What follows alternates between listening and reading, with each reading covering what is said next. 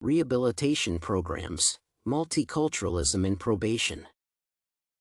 Scholars, policymakers, and implementers highly debate the efficacy of rehabilitation centers and programs. Usually, rehabilitation seeks to help individuals fight addiction or other unacceptable behavior in society. It involves the use of recreation, work, and education to transform people of all ages, making them independent of their social burdens. For a long time, it was believed that rehabilitation could not solve problems, especially in the case of jailed criminals. Rehabilitation accommodates diverse groups of people who seek to recover from major social and behavioral setbacks. The majority of rehabilitation clients are sentenced for various offenses, including drug abuse and felonies, which are considered serious crimes around the world. The probation practicing officers sought convicted criminals who could be reintegrated. The search for such individuals was driven by positivism in the correctional sector. According to correction officers, the origin of crime is identified through scientific approaches.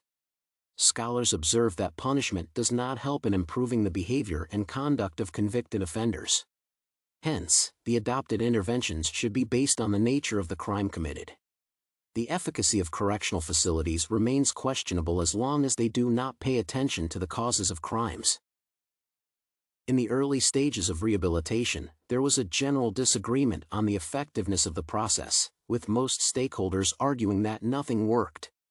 However, scholars proposed the implementation of techniques based on what is possible to improve the output of the rehabilitation centers. The reduction of recidivism is more pronounced when appropriate interventions are implemented at the community level and not inside prisons. Change can be easily implemented in correctional facilities due to their well-described goals and ethical standards.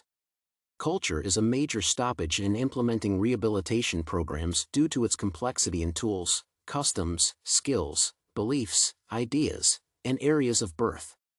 The probation officers should exhibit competence and a non-judgmental outlook, sincerity, energy to serve, and massive knowledge of the client's culture. Probation policies, services, and frameworks are generally designed to fit people from different cultures, which makes it an extremely challenging practice. To improve probation concerning multiculturalism, alternatives to arrest, supervision, and incarceration should be formulated and enacted. This is instigated by the ineffective nature of the supervisory nature of probation services on individuals who are not likely to repeat their offenses.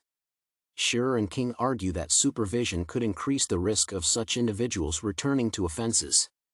Also, policymakers in correctional facilities should pay attention to incentives and goals alongside short supervision sentences depending on the nature of the offense committed by the client. Such factors have a direct influence on the populations and probation centers. Shearer and King note that long-term supervision programs do not benefit society or individuals. The incentive programs should be based on the rate of positive change in the clients.